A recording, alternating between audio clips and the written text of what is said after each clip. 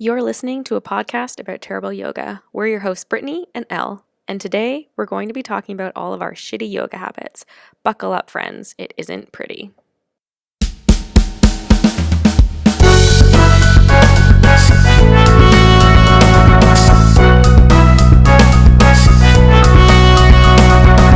Terrible. I really don't like it. Yeah. This is a wholesome podcast.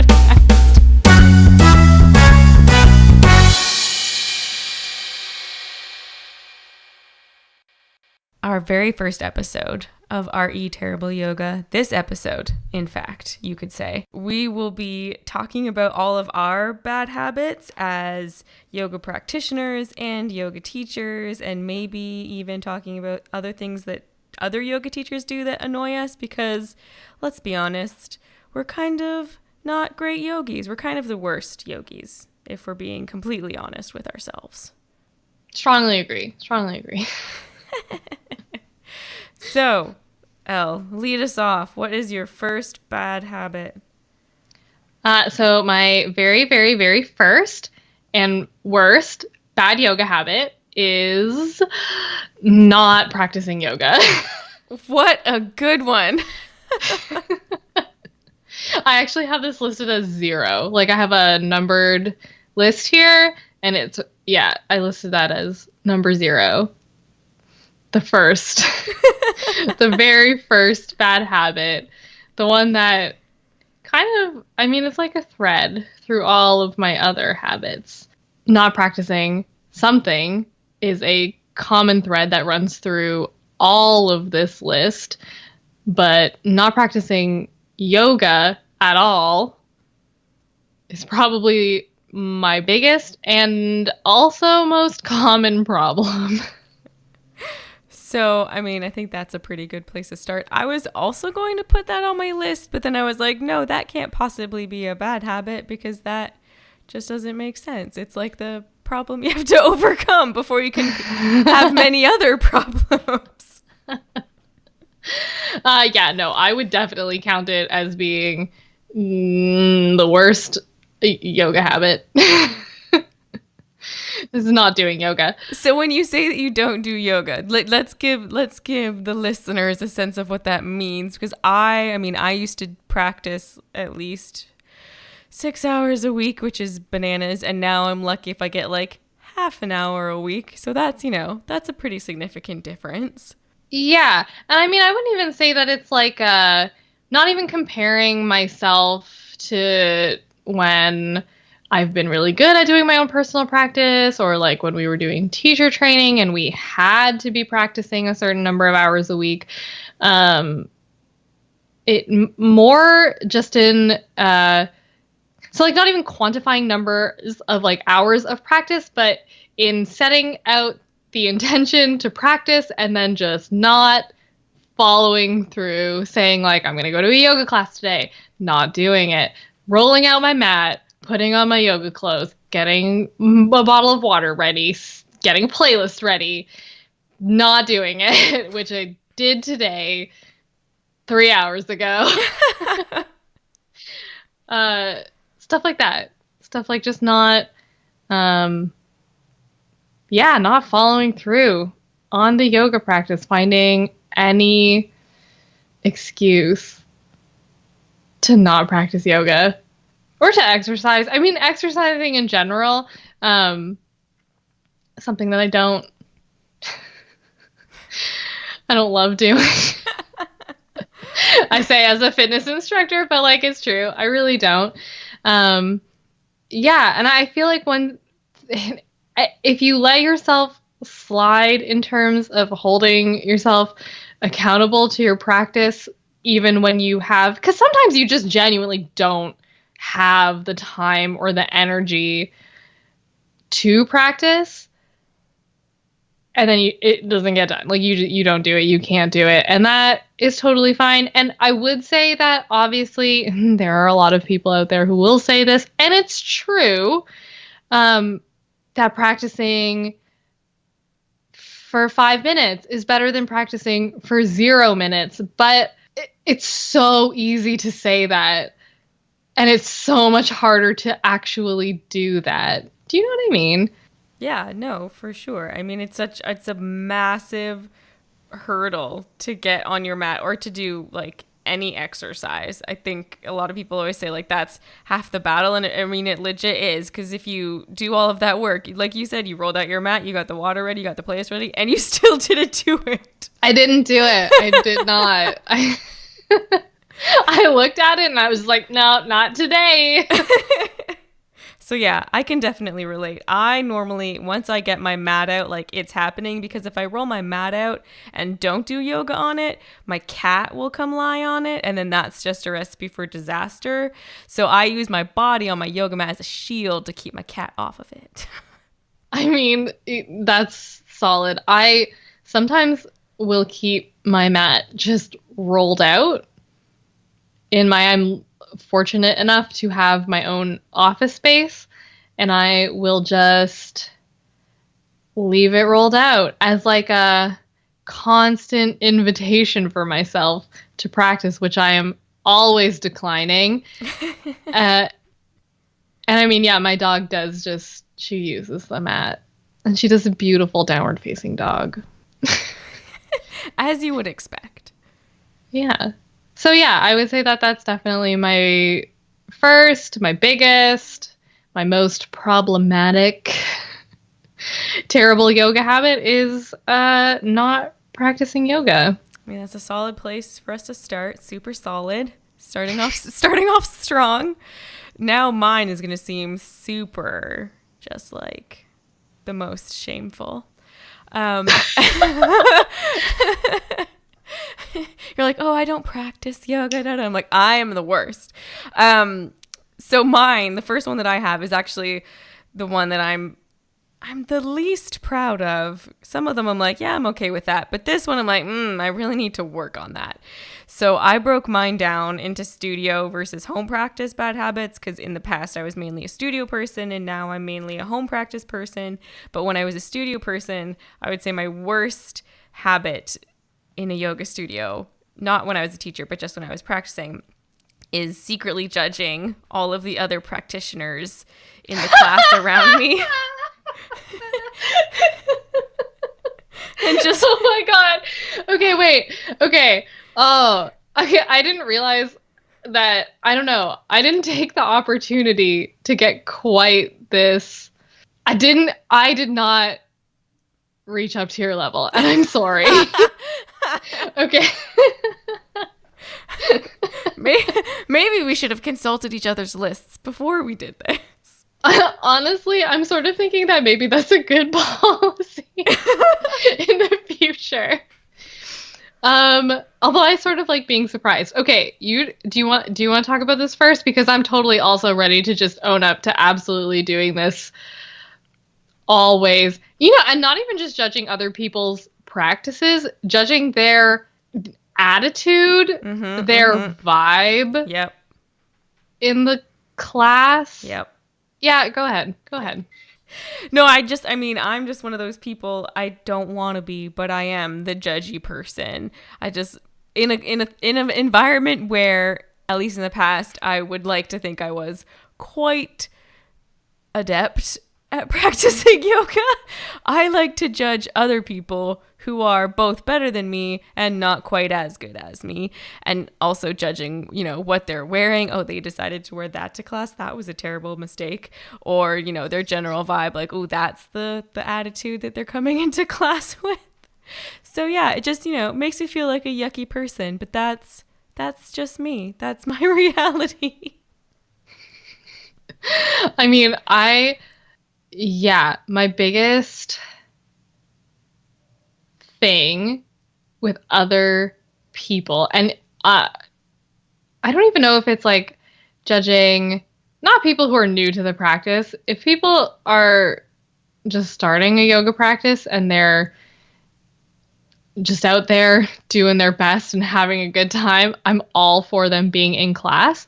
It's people who I know that they should know better than to be doing what they're doing in a yoga class. So especially other yoga teachers, when I see them not modifying when they should be modifying, moving into a harder sort of like vanity, I'm using air quotes, type pose that would be like the next logical step from the pose that you're in, right? Like the next sort of level. Again, I'm using air quotes that you can't see. Using air quotes and hand gestures and sarcasm is going to be, this is going to be a difficult translation in an audio podcast. Yeah, people who do that, it drives me totally mental, and I find it so distracting. People who are either, practicing unsafely when I know that they should be not doing that, or people who are literally just in class showing off because they are at a higher level of practicing than other people, even when that's not the objective that's being set out by the class or by the teacher. And I mean, one of my favorite things to do, we'll just move into one little bad teacher habit here that I realized that I have that I didn't have on my list, is telling people who are doing that kind of thing, like, hey, that's not where we're going. Like, actually, we were not going to transition from this pose into flying pigeon, so you can come on right back down. You are my hero. That's amazing. And I will say, I had also on my list that another bad habit of mine was always going for the advanced version. But I don't think I mean, I very rarely took class with you. I don't think I ever actually took a class taught by you, but I also think it was rare that I was in a class with you. And therefore, I avoided the gaze of destruction that you were probably sending my way. Well, but I mean, there's definitely a difference between doing the most advanced version of a pose and moving from something like Malasana into crow. And I mean, that one I probably wouldn't stop anybody from doing, but like just as an example, Malasana is not the same pose as crow. And if I wanted my class in Malasana, then there's probably a reason for that. And that reason might not be crow, although I probably wouldn't stop anybody from taking crow when we were doing Malasana. But there are a lot of poses where, you're in a position that is the logical prep position for another more difficult pose. And it's when people just flow right into that pose without stopping to think about what the intention of the class is, drives me freaking bananas.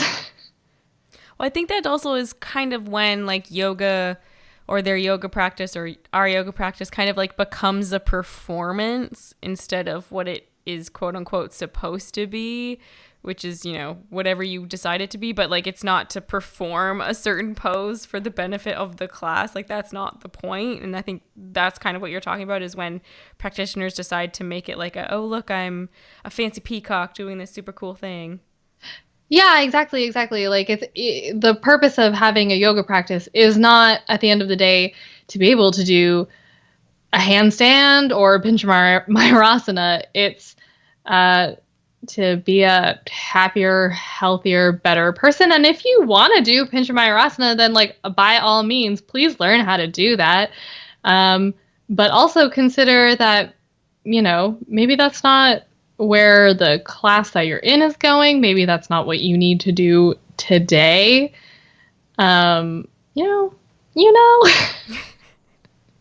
Just be aware of your surroundings and maybe read the room a little bit before you go for something super advanced that maybe isn't where the teacher wants you to go.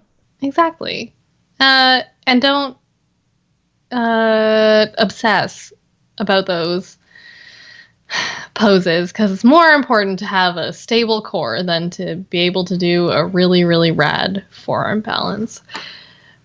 So I say that. You say that, but it would be really cool. I don't know if everybody agrees with me. I mean, I would love to be able to do Pincha Mayurasana, and I cannot. And I would love to be able to do it. I also cannot at all do Pincha Mayurasana. Not even close. So what's next on your list? What is next on my list is I do really lazy sun salutations. This one is specifically when I am practicing by myself, but also if I'm in a class where I'm maybe too comfortable with the teachers and the other practitioners. I have this problem much in the same way of just straight up not practicing, which is it's like the opposite of pushing myself too far. So a lot of people, right, the goal for them is to make beautiful shapes. It's to have the most perfect looking yoga practice. If I am not being watched by other people, and this is also kind of like the reverse of what you just said, if I'm not being watched and possibly judged, I will not even perform at my ability level. Like, I won't even do the least. I will do less than the least. I'll modify every chaturanga, even if I can do them, even though I should be doing them because what I want to be doing later in the practice, and this is my next thing. You know what? Maybe I'll just like combine these two.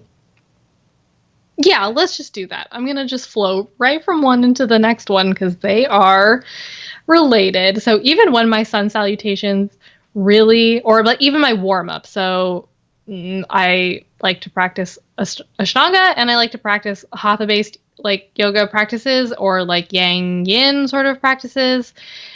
So usually my warm-ups are very, very, very, very, very, very, very, very heavily sun salutation influenced, which I think is pretty normal for everybody who does these types of yoga. So yeah, even when I know, and especially in a sort of yang yin practice where I know the second half of the practice is going to rely on me being warm, I still won't do it. I'm still like, no. I'm going to put my knees down in this chaturanga. I'm going to do cobra instead of upward dog just because I don't want to do the sun salutations. I don't want to do it. And then my next point was doing deep stretching with no warm up. And I don't mean like restorative, actual sort of yin poses. I mean like deep stretching with just little to no actual warming up because, like the people that we were just talking shit about, I want to be in the splits right now, today, in this moment, and I don't want to have done any sun salutations to have gotten there. Except I can't do that. I have never once in my life been able to do that, but I try.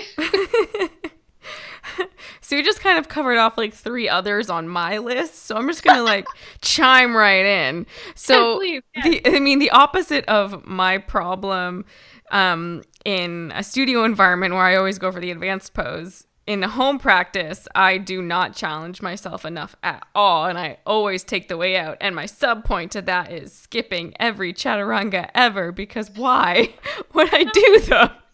There's no point. But different to you, different and similar, I primarily do yin and restorative yoga. And only when I'm like really feeling myself will I do like an Ashtanga practice.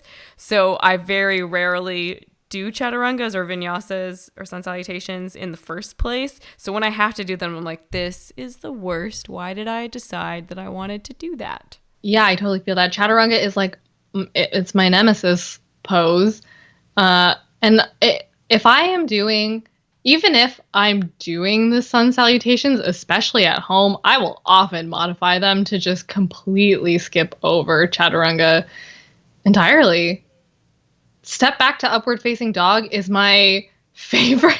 It's my favorite thing to do. And it's one of my favorite cues to give also in class because I feel really magnanimous when I don't make people do chaturanga. The funny thing is for me is that I actually really like doing chaturangas, and I sort of use them. I don't know if this is a bad habit. It probably is. It's probably a terrible habit, but I use how my first chaturanga of a practice goes to like gauge how everything else is going to go. So if it's like a really solid jump back and I just like land at 90 and I'm like just rocking it, I'm like, yes, I'm going to crush this practice. But if I do it and I'm all wobbly and it's terrible, I'm like, well, might as well just stop now because it's going downhill from here. My first chaturanga of a practice is always terrible. Invariably. It's like the third. If I'm doing an Ashtanga practice, that third sun salutation, it's perfection. It's beautiful. And nothing before or after it looks or feels quite as good. Especially B. Surya B. Oh, man. Oh, man. I always do an accelerated version, like a compressed version of Ashtanga, because ain't nobody got time for the full freaking primary series. Nobody. I don't care who you are. No one has time for that. So whenever I do the compressed version, I normally do 3 Surya A's and 2 Surya B's. And my God, if those 2 Surya B's aren't the hardest thing I've done all week, it just kills me every time. Every single time, though. And if you're doing, 5 and 5, that 5th Surya B, like, I'm just in child's pose. For the whole thing. I mean, there's nothing wrong with a child's pose. There isn't. Take child's pose. That's the moral of this episode. Just take child's pose for the whole practice. So my next one, I think, is more on the level of what you intended this to be. Oh, no, I'm fully ready to just start gossiping about people I've seen doing terrible shit in yoga classes. So because I normally do yin or restorative, so like super long holds and like mostly uncomfortable positions. Obviously with lots of props because props for life. I have this habit, and you are my enabler, of of talking to my friends on my phone while I'm practicing, like just messaging people, because I'm in pigeon pose for 5 minutes. What else am I gonna do? I mean, right? Okay, but do you know what's really funny? This is also the next thing on my list. Because we are the greatest. Yeah. Yeah. Stay present in your body. Listen to what your body is telling you through all 7 minutes. That you're in a forward fold. Seated forward fold. Great. No. I think, like, I would never do that, obviously, in a yoga class, because I never brought an actual yoga class, because I never brought my phone into the studio with me, because that's, like, not a thing that you do. But, like, at home, I'm like, why wouldn't I? And sometimes I do classes on my phone, so my phone is there. So it's a point of interest, so it becomes very easy, especially, and I've done this multiple times, and we will talk about this in another episode. But if a teacher that I'm doing a class with on my phone says something utterly ridiculous or says like the most stupid cue you've ever heard, I will immediately text you and be like, listen to this trash that I just heard, because it is the worst. I appreciate it, even if I'm making your yoga practice worse and possibly making both of us worse people, but I like it. It makes me happy. So that's all that matters. Yeah, no, but I do the fully exact same thing. I don't do quite as many online classes, and see, I think that you're really brave doing yoga classes with people that might be a mystery, because I pretty much, if I'm doing an online yoga class, it's Yoga with Adrienne. It's Adrienne Mishler's classes, and that's it, because I don't trust anyone else who's teaching online to not say something totally crazy and insane that makes me whip my head up from my mat and just be like, what the fuck? say. I mean, I will say that there have been a couple of instances where teachers have said stuff where I'm just like, that means nothing. Those are words, but they don't go together. That's not a sentence.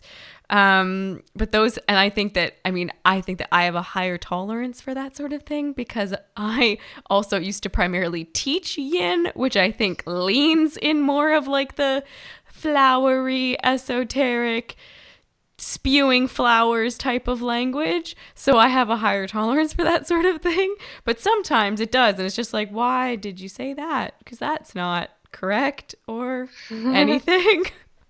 Or useful. Or useful. To be fair, though, sometimes, and especially if you are used to practicing with the same group of people or the same school of yoga, we've find shorthand terms to describe something that make a lot of sense to us, but to somebody who's new to the practice, or even somebody who's not new to the practice but just new to a type of yoga or new to you as a teacher, they are like, what the hell does that mean? And now I'm going to give an example of something that I say literally all the time, and I finally had someone who is a friend just be like, I don't know what the fuck you are talking about. And I was like, interesting. This is an interesting learning experience. And it is the cue, breathe into a thing. But I love that breathe one. Into your stretch. I know, me too. It makes so much sense to me. But she was like, I'm breathing into my lungs. What the fuck are you talking about? And what we as yoga teachers mean when we say that is use your inhale to stretch out the place that you are currently stretching, or use maybe your exhale even to find a little bit more stability if you're balancing or you're engaging a muscle. But yeah, I guess to people who have never heard that term before, it sounds batshit crazy. Okay. But here's an actual one that is just like, this is an example from a class that I did, and I will not shade the person who said it because my goodness. And I texted you this one because I was like, what in the F does this even mean? The cue, I think I was in a seated forward fold, a Paschimottanasana, if you will. And the cue was, move your kidneys back. I remember getting this text. Oh, it was delightful. Move your kidneys back. A classic yoga cue. So that's an example of like an actually crazy cue that like that doesn't mean anything to anybody. I'm sorry. It just doesn't. Yeah, no, you're right. But I mean, maybe there are some people who think that they can move their kidneys back. Even knowing vaguely where the kidneys are in the body, I wouldn't be able to translate that into a practical motion. But I guess if you got really technical down to it, they could be saying to just focus on moving kind of like your lumbar spine. I think you're giving them quite a lot of credit that they don't deserve. Okay. I mean, I wasn't taking the class, so I'll take your word for it. I think I worked it out eventually that I think that what they were trying to say was to like breathe really deeply into like your into your back ribs to like move stuff around and create like space, but that is not even remotely how it came across. Yeah, that's a weird one because I feel like it's not your kidneys necessarily moving back when you're breathing really deeply. No, it is not. Yeah, this next one is a little bit catty. I don't actually expect us to talk about this in any significant way, but number 5, listening to music during my personal Ashtanga practice. I don't think there's anything wrong with that. I don't think you're supposed to. Okay, well, yes. I mean, if you're talking about like legit. Yes, Ashtanga. I was talking about, I mean, I also practice on my period and stuff. Hey, you can leave this in the podcast too. Don't edit this out. Let's do a whole episode where we talk about how incredibly sexist the basis of the practice is, despite the fact that it's primarily geared towards women. Yes. Now, Correct. ladies, enlightenment is out of your grasp. It's not possible. It's just not.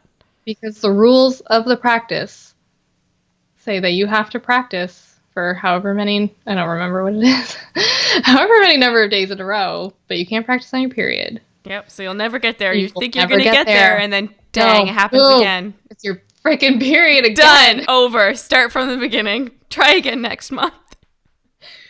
Yeah. Listen to music during my Ashtanga practice. Okay, here's a real one. I skip Shavasana. Oh my gosh. I have a major problem with that. I'm going to yoga hell. I was going to build an entire episode around the necessity of Shavasana, and now you've just destroyed the sanctity of that effort. We can definitely do it. I'm just telling you that I consistently don't do Shavasana when I practice. But it's the whole reward for all of the terrible twisting and crap that you've just done to yourself. You get to lie there for as long as you want. I can't believe I'm actually super surprised that you skip it. I'm shocked. I'm shocked. And appalled. I can hear it in your voice. Yeah, no. I just can't. I like having somebody telling me when Shavasana is done. I know, I agree with that 100%. And if I don't have someone to tell me when Shavasana is done, then I can be lying down and looking at my phone, hugging my dog, lying down in bed. I do. And it's so hypocritical because I am such a stickler for making other people do Shavasana in their practices. But yeah, when I do it at home, there's I'm going to say it's like a generous 60-40 chance that I'm not going to be doing Shavasana. It's probably higher than that. In a studio environment, I just relish every second of Shavasana. In the classes that I teach, because they're mainly I tend to do 5 to 10-ish minute Shavasanas, because why wouldn't you if you have the opportunity? But I do agree with you, when you're doing it at home by yourself, I never skip Shavasana because I'm not an animal. But I do, when I'm by myself, I do tend to rush it because I don't have a sense of time when I'm just on my mat by myself. So I'm it could have been 30 seconds. It could have been 4 minutes already. I have really no way of knowing. So I just sort of let myself be there for a while, and then I move on without really letting myself get into that Shavasana type place. We're going to copyright that word. Yep, perfect.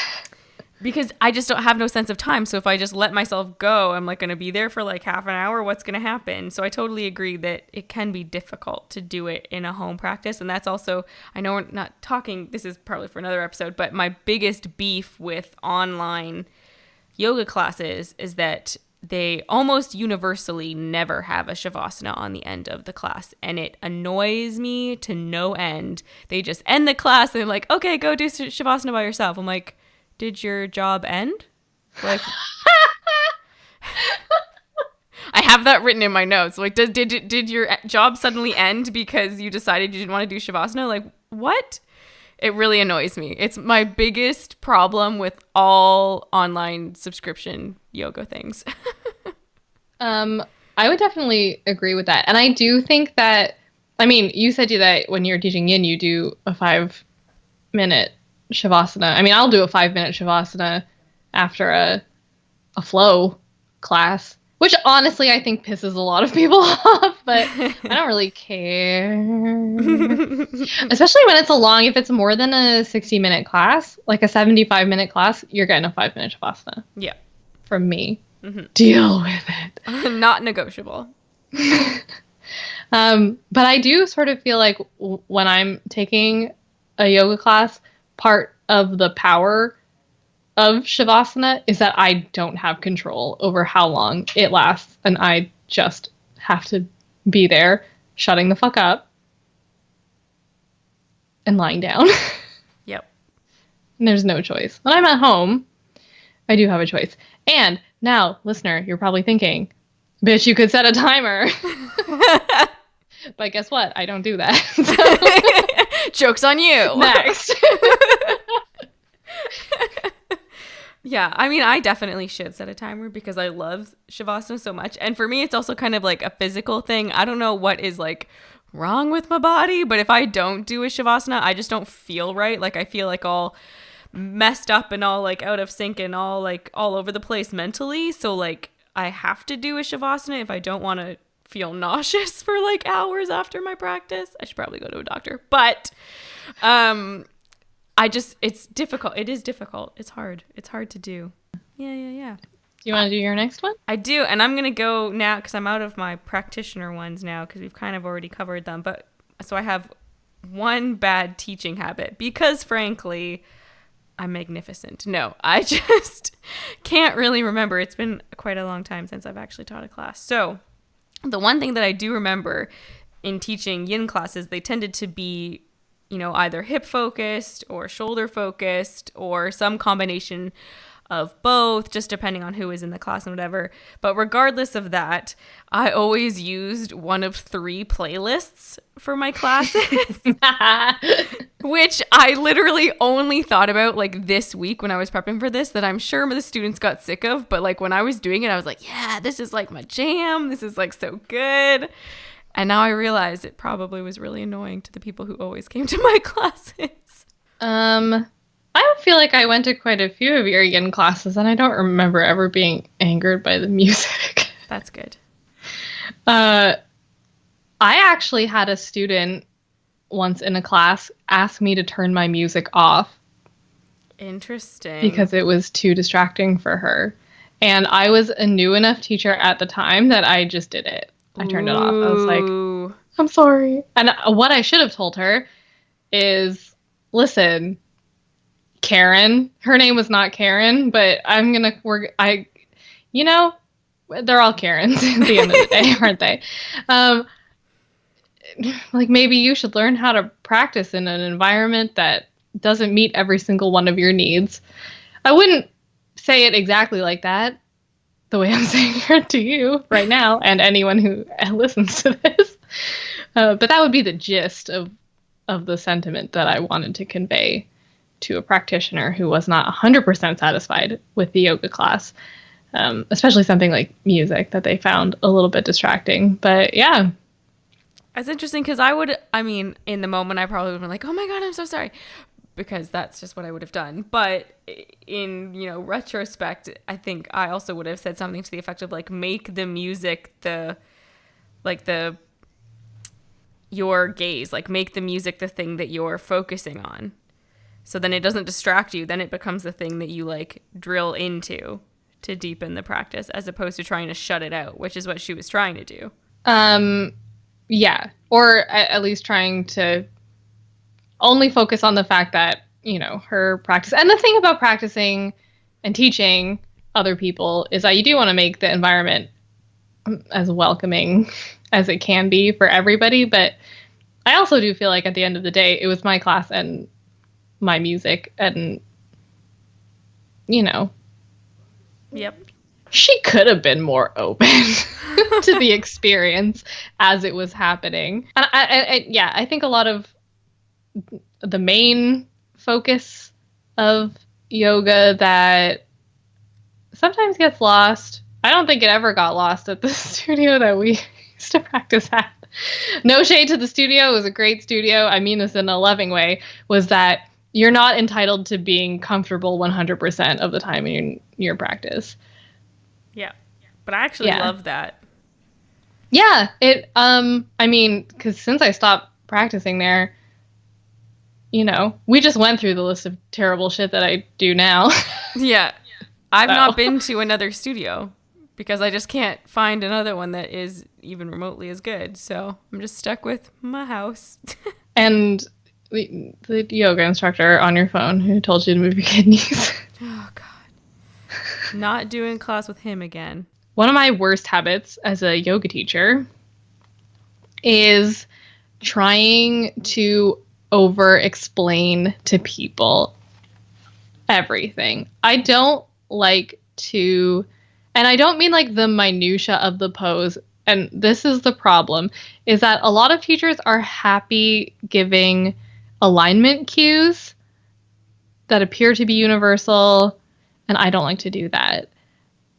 I would rather people decide for themselves what alignment is working for them, and so I want them to know what parts they should be engaging, what parts they should be stretching, and I will sometimes just verbally vomit all that information onto my students, and it is sometimes way too much for them.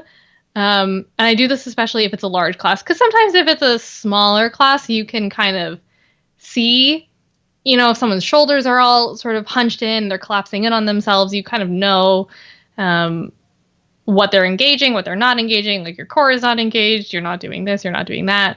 But if you're teaching 25 people, you can't see them all at once. And then I start panicking that one person is not going to get the absolute most out of this class.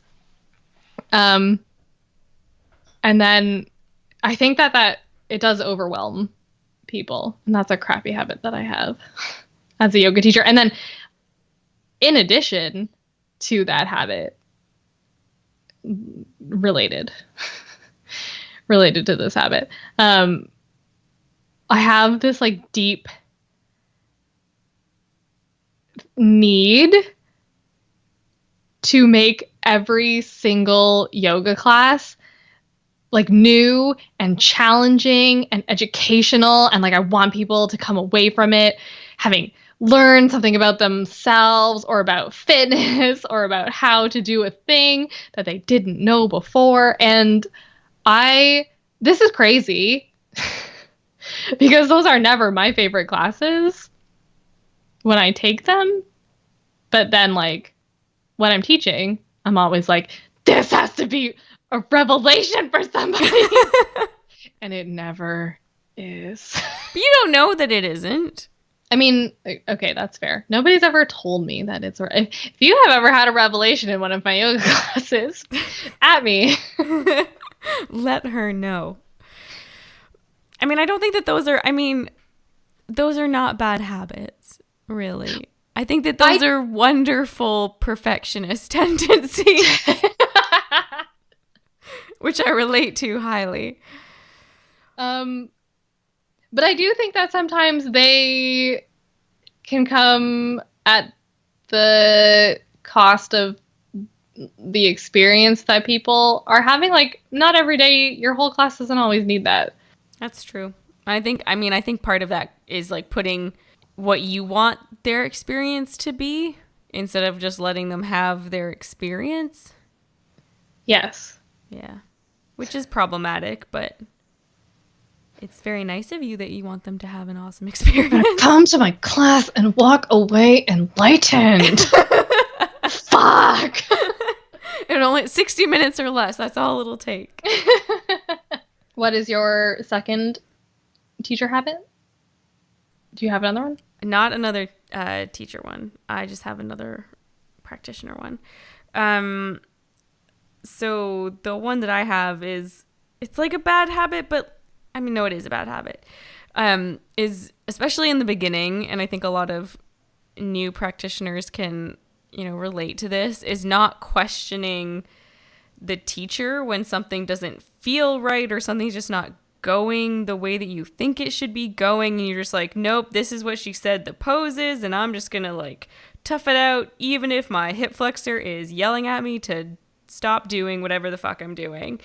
I think that's something that gets better with time once you realize, oh no, actually my hip flexors, attach in a really specific way that is maybe different than what the experience of the teacher's hip flexor is, so maybe I need to modify myself. But so basically it's just not sort of listening to myself when I should be and not questioning the experience that I'm having. Yes. And done. Yeah, I don't have anything to add to that. That's really true. That experience is part of the reason that I like to over-explain absolutely 100%. everything to my practitioner, even when they don't need it. They don't need all that information. Not for every single pose. And that's why I don't think that I would have gotten into a home practice as much as I have if I hadn't had all of that time in a studio, because doing classes on my own or doing online classes, like, you don't get the feedback. Like, you still get bodily feedback, obviously, but you don't get feedback from the teacher. You can't yell at the teacher if they're, on your phone, they're saying, do this, put your arm under this thing, and you're like, well, how? My arm doesn't articulate that way.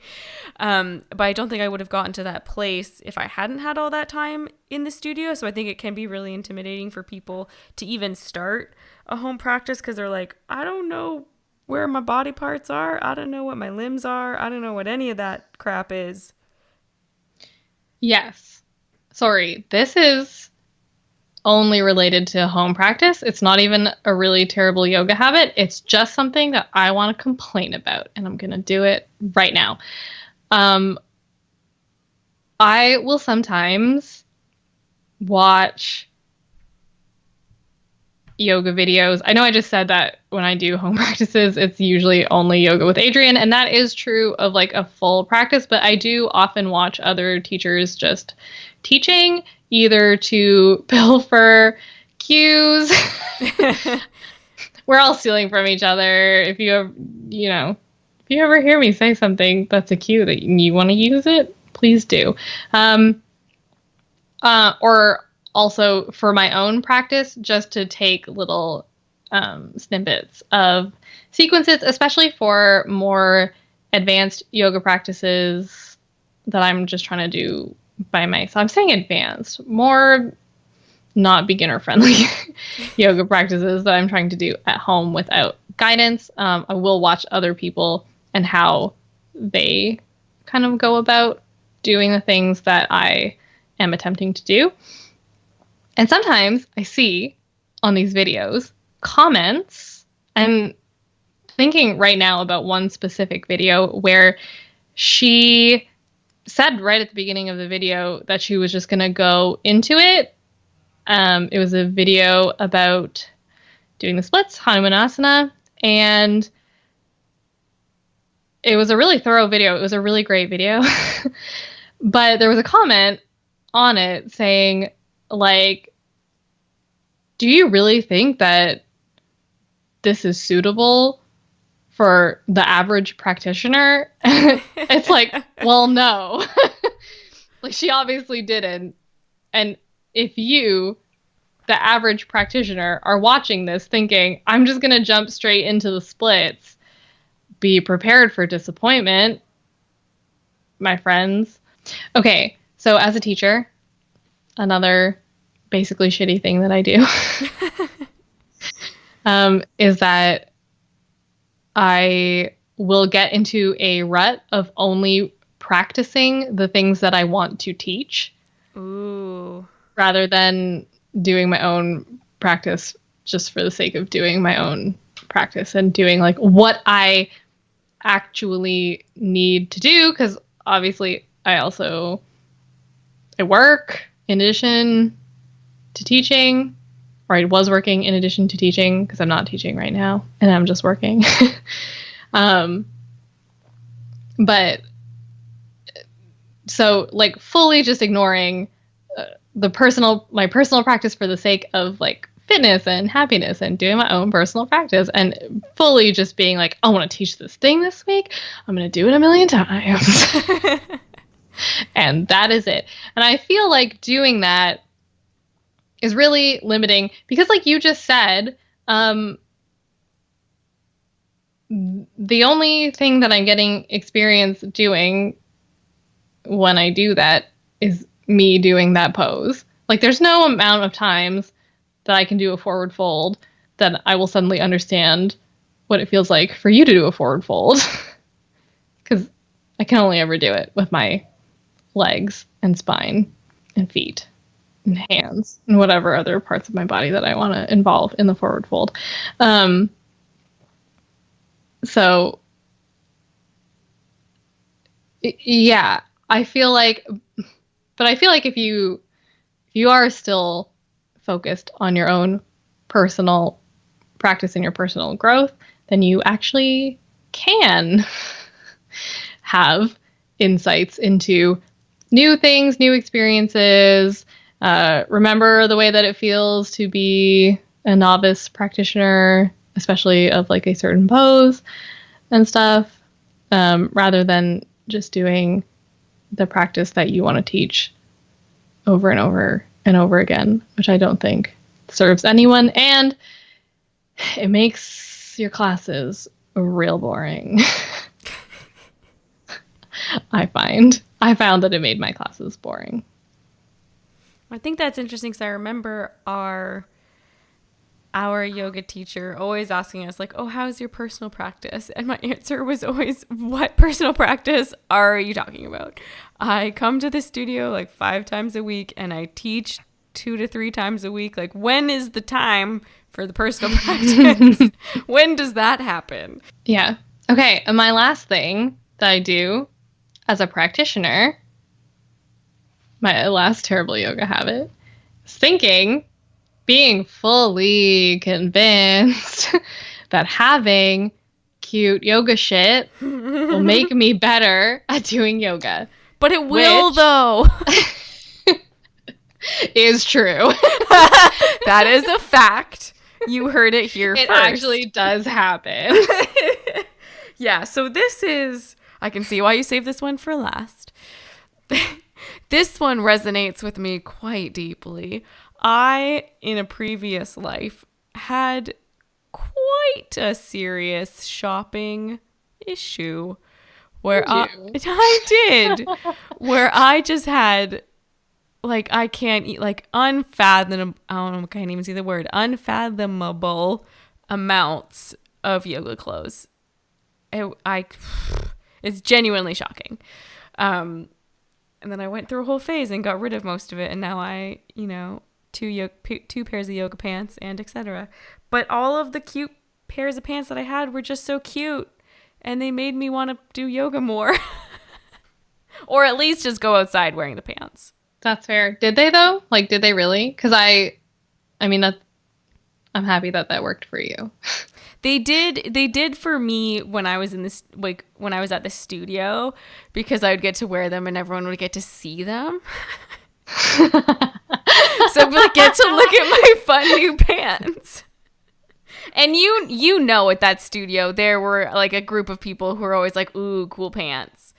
Because I know, because I was in that group. Yes, you were. And it's true. I mean, I do appreciate a good pair of yoga pants, and I do have still a few. I've gotten rid of also a buttload of yoga pants that really, they looked so great and they were so not functional in any way. But yeah, and not even just yoga pants, but that whole yoga just aesthetic. Well, okay. Well, since we're on the topic, truth time. I have 3 yoga mats. How many yoga mats do you have? Okay, first of all, shut up. Second, I'm gonna count. In the house, there are 7. 2 of them are currently, like, I use them for personal practice. One of them was a gift. So, there you go. One of them was a gift. One I used to teach goat yoga. Single use. No, single, like, type of yoga use. You can't, listen, if you've ever been to a goat yoga class, you know you cannot reuse that mat for anything else ever again. So yeah, I used to teach a goat yoga class, And that mat, it had to be sacrificed to the goat yoga gods. It could never be used for anything else ever again. And I say that it's in the house, but it's not. It's in our garage because it literally... I'm only keeping it around in case I ever get to go to a goat yoga class or teach another goat yoga class. If you haven't been to a goat yoga class, find one. I highly recommend it. This has been a goat yoga plug. This episode brought to you by Goat Yoga. Yeah. And I will admit that having a lot of cute yoga stuff is fun. And it is very exciting sometimes. And sometimes, honestly, if it makes you feel really, really awesome to wear it, then it is more motivating. It will get you to class. Yeah. But I also do feel like, at least for me, those pieces of things, clothes, yoga equipment, yoga wheels. I have 2 of those. I only have 1 yoga wheel. They're different sizes, so yeah, they were few and far between. And most of the stuff was just capri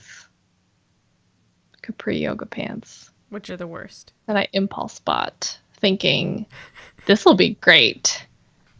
They never are great. Ever. Binds and other stuff where you have to wrap your legs around your arms, but they're never great. They're always awful. Yeah. Don't buy capri yoga pants. No, don't do it. I will say that I'm the type of person that when I start a new thing, I need all the accompanying things to go with that thing. So like when I started knitting, I needed I bought a ridiculously expensive set of rosewood needles, which I still have to this day and I still use, and they're beautiful and I love them. Same thing with like photography. I needed that camera right away. Same thing with yoga. Like I needed all of the gear. Yoga is really the only thing where it actually panned out, and I still do it with enough regularity that it's like it was worth all of the outlay for it. But I feel like that's really rare. Like people are like, I'm gonna become a rock climber, and then they buy all that crap and then it just doesn't go anywhere.